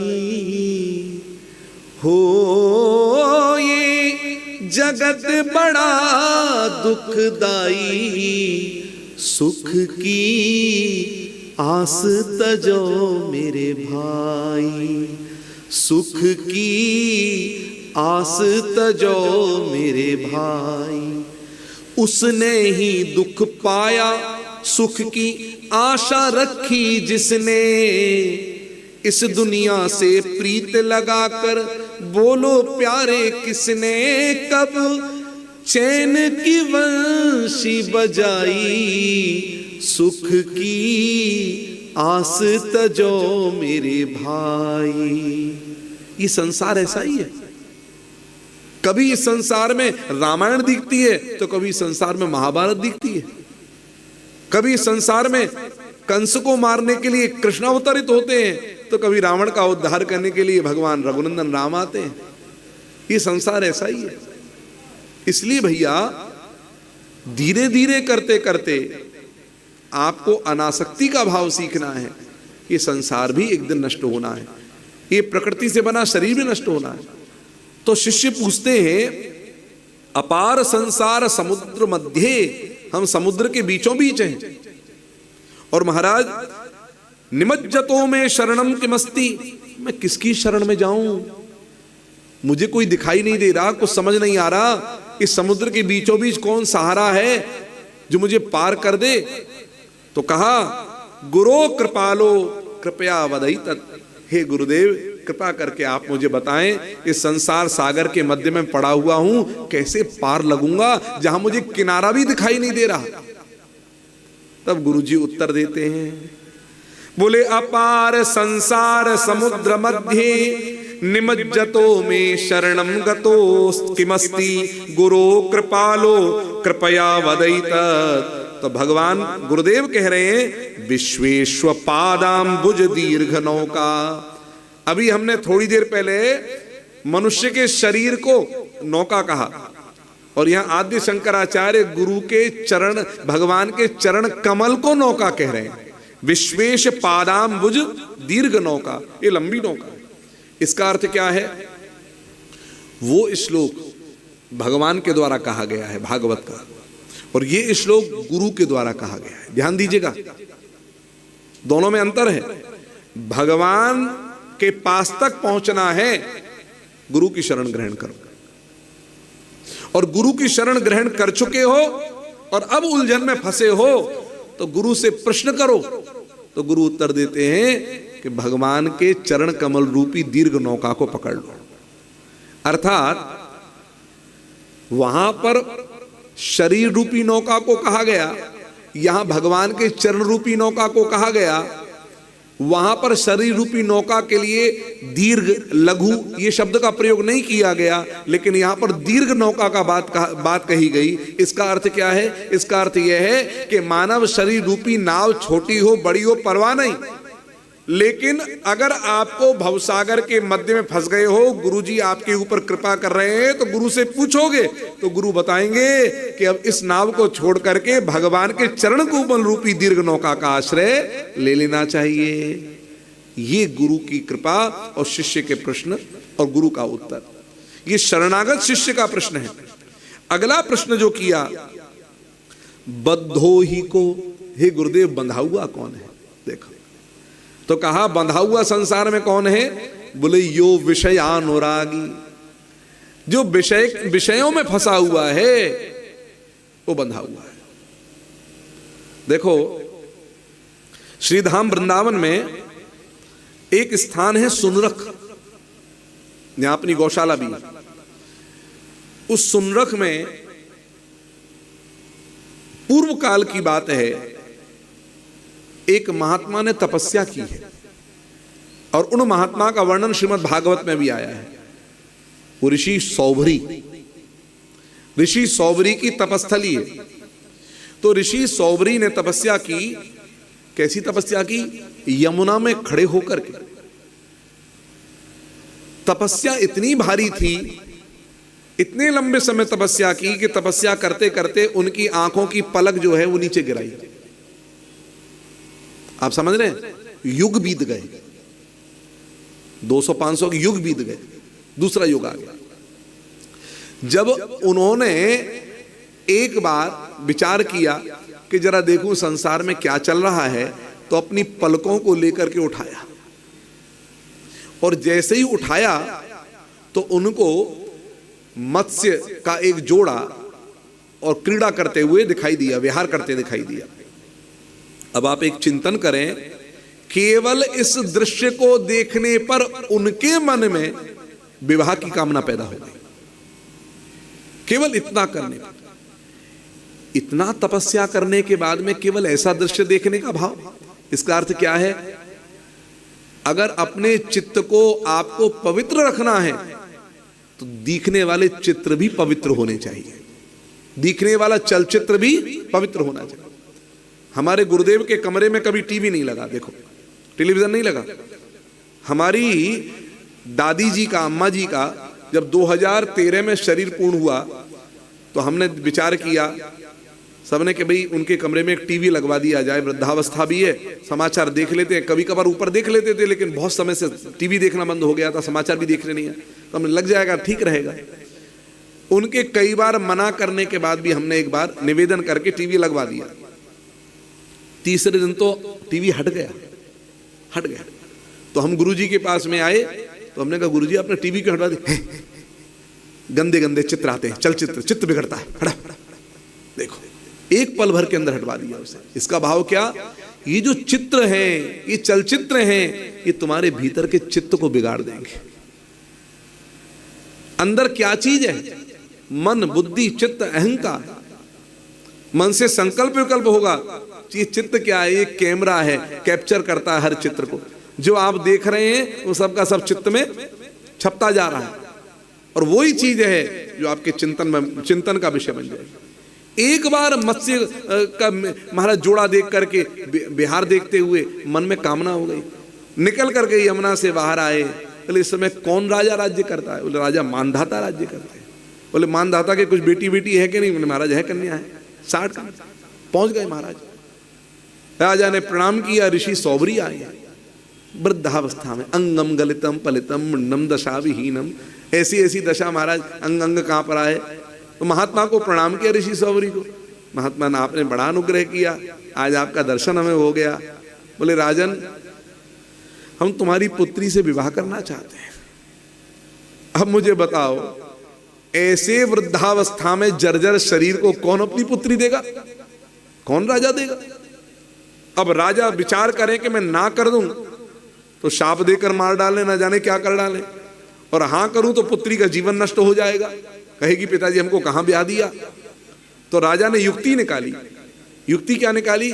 बोले महाराज आप जैसे महात्मा की जीवन संगिनी हमारी पुत्री बने तो उसका सौभाग्य होगा, लेकिन हमारे यहाँ पर एक नियम चला आ रहा है परंपरा से। बोले क्या? बोले पुत्री वर को स्वयं चयनित करती है। अगर पुत्री आपको पसंद कर ले तो हमें कोई आपत्ति थोड़ी है। ऋषि भी महाराज गए, हम भी पुराना अनाज खाए हुए हैं, क्या समझे हो हमें? कोई बात नहीं, तुम्हारी पुत्री हमें पसंद नहीं करेंगे तो हम लौट जाएंगे और ले जाओ। महाराज 2 लोग हाथ लगा लगा करके उठा करके महात्मा को लेकर के गए पुत्रियों के कक्ष में। खबर करी महाराज ऋषि सौभरी आ रहे हैं। पुत्री बेचारी सोची महात्मा को प्रणाम करना है। महात्मा का पांव देहरी पर लगा। देहरी समझते हो ना, कक्ष की देहरी, देहरी पर पांव लगा। महात्मा गिर पड़े और गिर पड़े तो महाराज अब उठावे सेवक, महाराज उठो उठो। महात्मा तो उठे ही नहीं। सेवकों को लगा महात्मा गए। राजा के पास जाकर समाचार देने लगे, तब तक तो महाराज उठ करके एकदम नौजवान युवक का शरीर धारण कर लिया, दिव्य देह। और जैसे ही पहुंचे तो सबकी सब कन्याओं ने जब देखा इतना सुंदर पुरुष, इतना सुंदर, तो कहा हे राजकुमारियों तुम्हारे पिता ने हमें कहा कि पुत्री हमारी जिन पसंद कर ले तो विवाह कर ले, आप में से यदि कोई हमें पसंद करना चाहे तो बात पक्की करें, नहीं तो हम चलते हैं। 60 कन्याओं ने कहा महाराज हमें पसंद है, सब कन्याओं ने कहा हमें पसंद है। अब आप विचार करके देखो, महात्मा जब तक तो राजा तो जब तक लेकर के कंधे पे ले जाने के लिए व्यवस्था बनाकर आए, देखा तुम्हारा सब कन्याएं खड़ी हैं, हमें तो पसंद नहीं। राजा देख करके स्तब्ध रह गए कि देखो योग बल का प्रताप कितना है। सर्प जैसे केचुली अपनी बदल करके नवीन देह चमकता हुआ धारण कर ले, महात्मा ने जर्जर शरीर छोड़ करके नवीन देह धारण कर ली। सब कन्याओं को लेकर के इनका विवाह हुआ, संतान उत्पत्ति हुई, सब कुछ हुआ। लेकिन एक दिन आत्मग्लानि हुई। क्या आत्मग्लानि हुई? इस संसार इसके लिए मैंने ये किया था सब, विवाह भोग विषय बच्चे, मैं बंध के रह गया। देखो संसार में विषय भोगना इतना बुरा नहीं है जितना विषयों का चिंतन बुरा है, ये याद रखिए। विषय भोगा तो एक बार भोगा खत्म, और विषयों का चिंतन बना रहेगा तो 24 घंटा मानसिक रूप से विषय भोगी बने रहोगे, फिर तो मानसिक रोगी हो गए, बंध गए। पल पल में गलत चित्र देखने की आकांक्षा हो जाएगी। इसलिए आद्य शंकराचार्य से पूछा, बद्धो ही को, कौन बंधा हुआ है? बोले यो विषयानुरागी, जो विषय में बंधा हुआ है, जो विषयों के आसक्त है वो बंधा हुआ है। फिर कहा कोवा विमुक्तो, विमुक्त संसार से कौन है महाराज? तो कहा विषये विरक्त, जो विषयों से विरक्त है वो मुक्त है। इसका अर्थ क्या है? गृहस्थ में रह करके भी विषयों में आसक्त नहीं होना, बल्कि गृहस्थ धर्म के मूल उद्देश्य को समझते हुए गृहस्थ धर्म का पालन करना। विषय भोगने के लिए गृहस्थ थोड़ी है। गृहस्थ धर्म क्या है? गृहस्थ का मूल उद्देश्य है अपनी इंद्रियों पर संयम और वंश की वृद्धि। इंद्रियों के संयम पूर्वक वंश की वृद्धि, ये एक गृहस्थ धर्म का दर्शन है। विषयों में फंसा रहना गृहस्थ नहीं, बात समझना। इसलिए राजा जनक गृहस्थ में रहते हुए भी विदेह कहलाए, क्योंकि विषयों से विरक्त थे। राजा जनक के पत्नी भी है, बच्चे भी हैं, सब कुछ है, राज्य भी है, लेकिन उसमें आसक्त नहीं। इसलिए जीवन में चाहे किसी भी आश्रम, संसार में रहना कैसे है, ये सीखने के लिए जैसे कमल रहता है पानी में, पद्म पत्र मीमांसा। इसी बात को एक कवि कहते हैं, हरि सुमिरो न हर भूलो कभी इस जिंदगानी में, हरि सुमिरो न हर भूलो कभी इस जिंदगानी में, रहो दुनिया में तुम ऐसे कमल जैसे है पानी में, रहो दुनिया में तुम ऐसे कमल जैसे है पानी में। बिल्कुल वैसे रहना है संसार में रह करके भी। ये गृहस्थ क्या है जानते हो? ये गृहस्थ आश्रम 6 शत्रुओं को जीतने की पाठशाला है। काम, क्रोध, लोभ, मद, मोह, मत्सर, इन सबको जीतने की पाठशाला गृहस्थ है। धन है, लोभ पर विजय प्राप्त करो। गृहस्थ में पत्नी है, काम पर विजय प्राप्त करो। सज्जनों, हमारे हरि बाबा जी एक कथा दादा गुरु जी को सुनाते, और दादा गुरु जी ने कथा में हमको सुनाया, बताया। बुलंदशहर में शालिग्राम जी महाराज बैंक के मैनेजर थे, और वो 4 बजे उठ करके 1 घंटे में स्नान आदि से निवृत्त होकर 5 से लेकर के 8 अथवा 9 बजे तक वो जप करते थे। नियम था उनका, जप करते। और 8 बजे इनको घड़ी रख करके करते। घड़ी रखकर जप करना क्यों चाहिए मालूम है? अगर आप बिना घड़ी देखे जप करते हैं या पाठ करते हैं, उसमें खोट आने की संभावना ज्यादा रहेगी। क्या खोट रहेगी? अगर आपको कहीं जल्दी जाना होगा तो माला का मनिया जल्दी भरने लग जाएगा। कभी कभी पाठ का भी, आज पाठ छूट जाए तो कोई बात नहीं, कल डबल कर लेंगे, ये भावना उत्पन्न हो जाएगी। और घड़ी देख करके करेंगे तो नियम बंधा रहेगा कि इतनी देर मुझे, आपने ईमानदारी से अपना समय देखा कि मुझे संध्या करने में कितना समय लगता है। यदि आप उतनी देर भगवान के पास बैठकर आप कहीं जा नहीं सकते तो आपकी संध्या भी पूरी होगी, इतनी देर तो मुझे बैठना ही, और आपका चित्त भी एकाग्र होने के लिए प्रवृत्त होगा। तो 5 बजे से लेकर 9 बजे तक जप करते भगवान नाम, हरिशरणम हरिशरणम हरिशरणम हरिशरणम। और 8 बजे उनके अपने सहपाठी साथ के आ जाते थे, मैं बैंक में काम करते थे, 8 से 9 भी बैठते थे। एक दिन शालिग्राम जी का पौत्र आकर के घड़ी को पटक देता है, तोड़ देता है, लेकिन अभ्यास था समय का, तो 9 बजे पाठ विश्राम कर दिया, जब विश्राम कर दिया। और फिर नौकर को बुलाया, रामा, बोले जी बाबूजी, एक घड़ी को बनवा कर ले आ।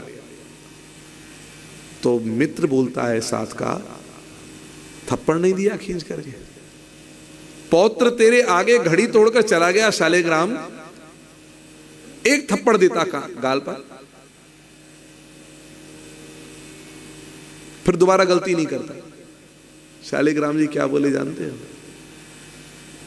बोले बाबू 25 साल हो गए भजन करते करते, 25 साल, अब रिटायरमेंट की उम्र है, 25 साल से जब कर रहा हूं, घड़ी तो दूसरी भी आ जाएगी, लेकिन यदि मुझे क्रोध आ जाता तो मेरा किया कराया सारा भजन नष्ट हो जाता। ये सब देख करके भी क्रोध पर विजय प्राप्त कर रहे हैं, लोभ पर विजय प्राप्त कर रहे हैं। घर में अपना कोई भाई बंधु आगे तरक्की करे तो तुम्हें प्रसन्न होना चाहिए, मत्सरता से रहित होना चाहिए कि चलो मैं नहीं, मेरे भाई तो कर रहे हैं तरक्की, देख के प्रसन्न होना चाहिए।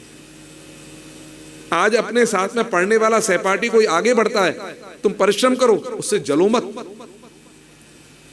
साथ का ही सहपाठी है ना।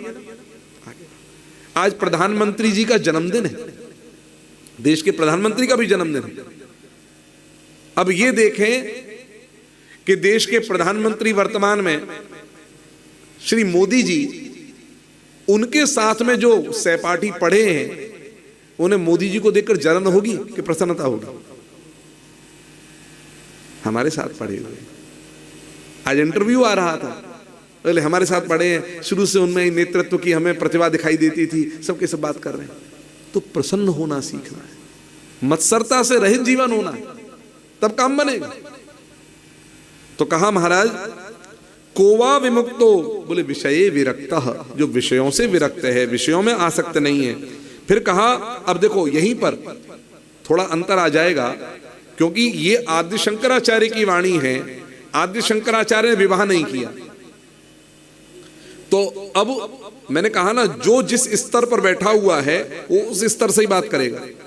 तो आदि शंकराचार्य से पूछा शिष्य ने, को वास्ति घोरो नरकः स्वदेह, तो कहा देखो घोर नरक कौन सा है?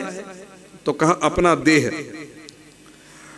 अब ये सन्यासी कह रहे हैं, याद रखना, अपना देह घोर नरक है।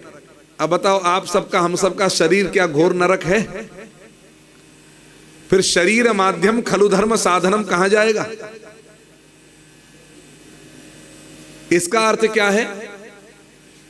सन्यासी तो वैसे ही अपना तर्पण श्राद्ध कर देता है, वो तो सब कुछ कर देता है, उसके लिए शरीर घोर नरक होगा। अरे गृहस्थियों के लिए शरीर घोर नरक थोड़ी हो जाएगा भैया, ये तो साधन करने का माध्यम है। बल्कि इस शरीर की देखरेख भगवत मार्ग पर चलने वाले साधक के लिए उतनी ही करनी चाहिए जिससे ये शरीर भगवान के भजन के अनुकूल बना रहे। भगवान के अनुकूल बनना ही भक्ति है। आनुकूल्येन, भगवान के अनुकूल बना रहे। श्री कृष्णानुशीलनम आनुकूल्येन भक्ति ही, इसी का यही प्रतिपादन है। भक्ति वो थोड़ी है कि हम जैसा चाहे कर लें, हमारे भगवान को प्रसन्नता हो रही है नहीं हो रही है, हम अपनी प्रसन्नता देखें भक्ति में, मामला बिगड़ जाएगा। श्री उड़िया बाबा वृंदावन में एक संत हुए हैं, एक बार उनको भारी ज्वर हो गया, बड़े उनके भक्त थे, भारी ज्वर हुआ तो लोग आए पुष्प चढ़ाने के लिए, जल चढ़ाने के लिए। उनको मना किया गया, अरे भैया उनको ज्वर है। बोले महाराज ये तो भगवान के ही रूप है, तो भगवान के रूप है तो इनका ज्वर क्या बिगाड़ेगा। तो बोले जल चढ़ाओ, फूल चढ़ाओ, ये करो।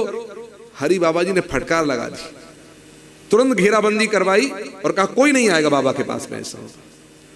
इसका अर्थ क्या है, हमारे आराध्य अगर कष्ट पा रहे हैं और हम फूल चढ़ाकर प्रसन्नता पाएं, ये भक्ति है। श्री कृष्णानुशीलनम आनुकूल्येन, हम भगवान के भक्ति करें, उनके अनुशीलन में जावें, लेकिन उनकी अनुकूलता रहे। भगवान का श्रृंगार हो तो भीतर की प्रसन्नता के साथ हो।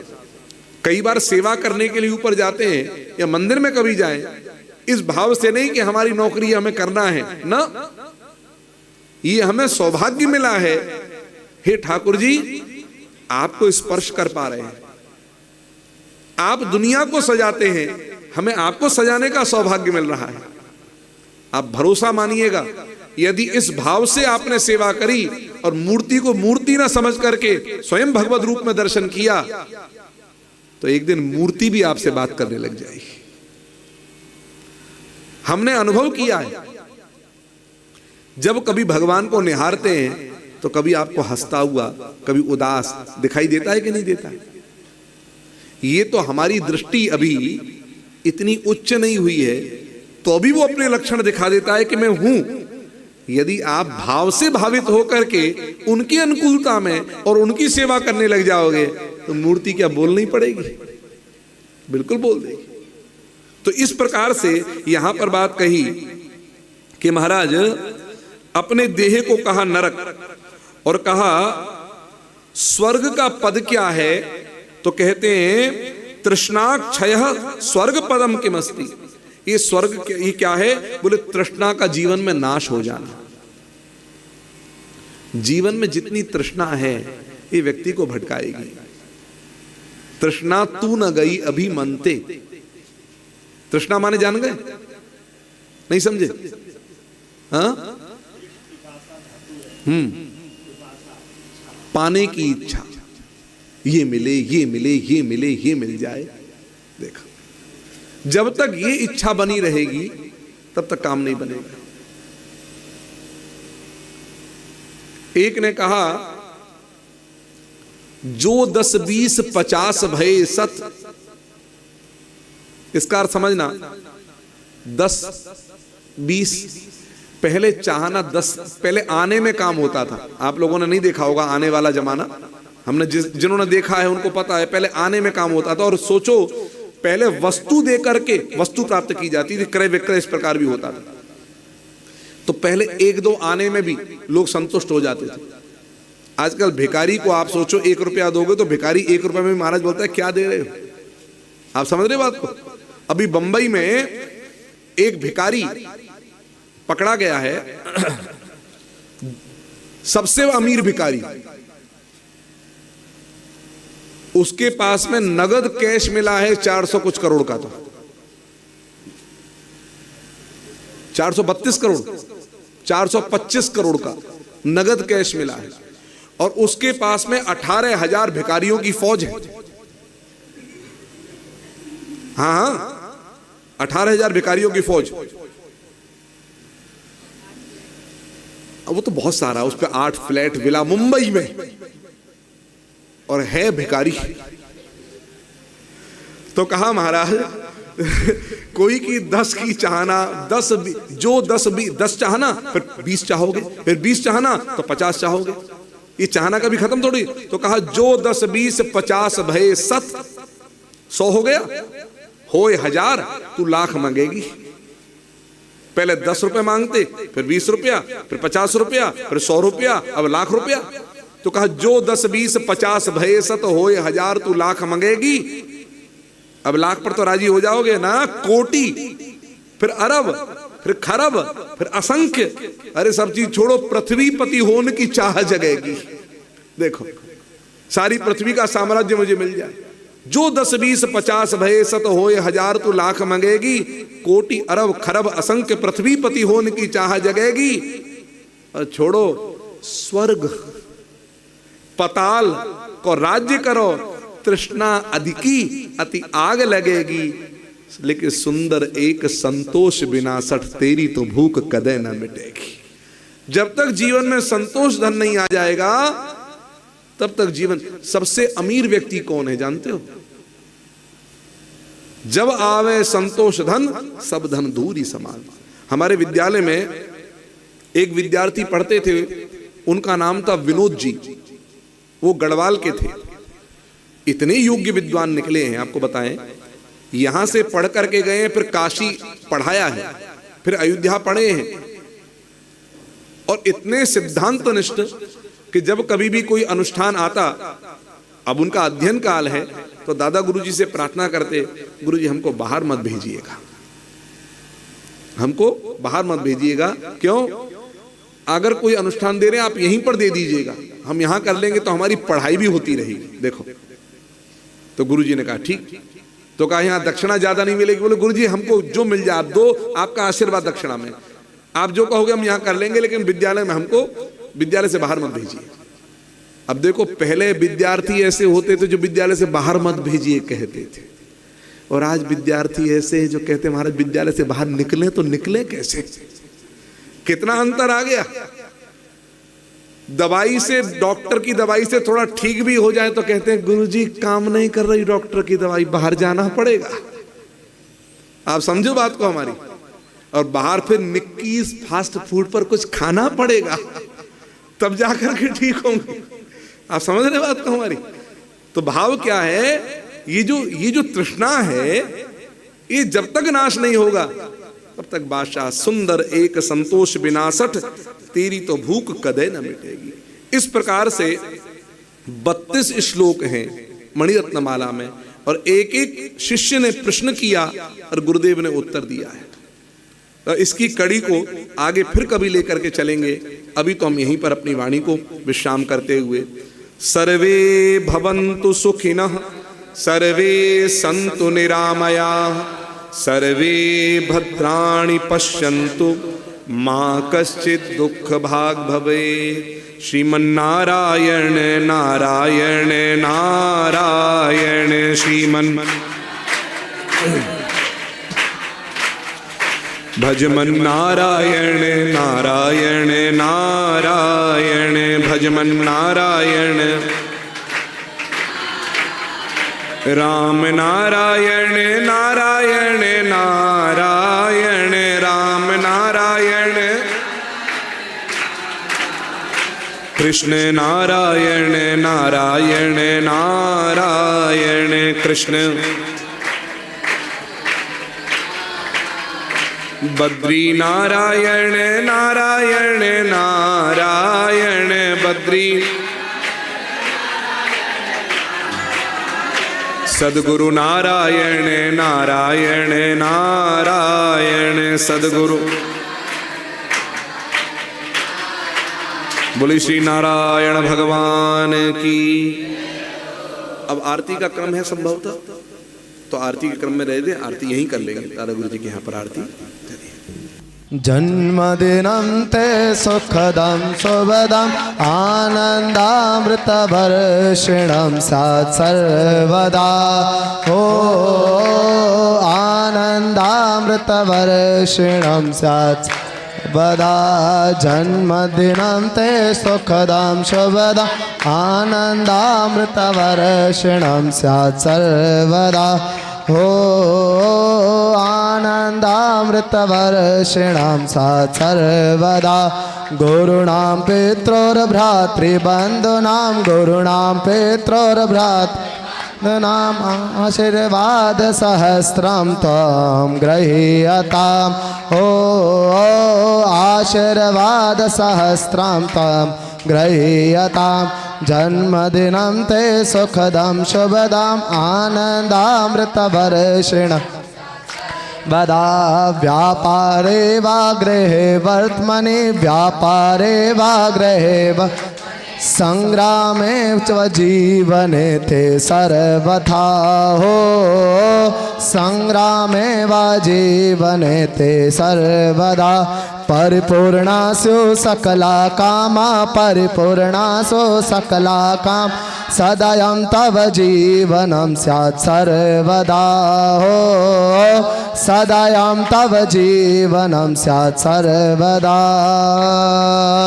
जन्मदिनं ते सुखदं शुभदं आनन्दामृतवर्षिणं स्यात् सर्वदा हो आनन्दामृतवर्षिणं वदा धर्मे अर्थे कामे मोक्षे धर्मे अर्थे काशे स्त्रे निर्बाधं गतिवर्धतां ते सर्वदा हो निर्बाधं गतिवर्धतां ते सर्वदा हो जन्मदिनं ते सुखदं शुभदं आनन्दामृतवर्षिणं स्यात् वदा भगवत भक्ति गुरु शुश्रूषा भगवत भक्ति गुरु शुश्रूषा शास्त्राणां सुविचिन्तनं स्यात् सर्वदा हो शास्त्राणां सुविचिन्तनं स्यात् सर्वदा जन्मदिनं ते सुखदं शुभदं जन्मदिनं ते सुखदं शुभ जन्मदिनं ते सुखदं शुभदं